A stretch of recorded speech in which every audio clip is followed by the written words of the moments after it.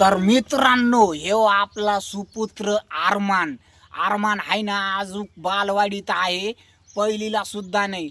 बालवाडीत असून आहे ना, आरमानला एवढा मोठा दप्तर आहे. ज्या वेळेस मी शाळेत जायचो ना, त्यावेळेस असे दप्तर बिप्तर अजिबात नव्हते. बाजाराच्या पिशवीत आहे ना, मी दप्तर नेलेले खांद्यावर टाकून. आणि ज्या वेळेस बाजाराची पिशवी नव्हती ना, त्याच्या अगोदर मी हातात न्यायचो दप्तर. कधी कधी नाही ना का पोटात टाकून नेलेलं आहे दप्तर. आणि आता आहे ना, आरमान बालवाडीतच आहे, शाळा सुद्धा नाही, तरी आरमानला आहे ना, हे बघा एवढं मोठं दप्तर आहे. म्हणजे त्याच्या वजनापेक्षा अर्ध्या वजनाचं दप्तर आहे. आता आरमानला विचारू आपण, बालवाडीत जातो कशाला? आरमान, तू बालवाडीत जातो कशाला? कशाला जातो? भात खायला. हा बघा, आरमान जातो बालवाडीत भात खायला, आणि तिथं होतो गरम गरम भात.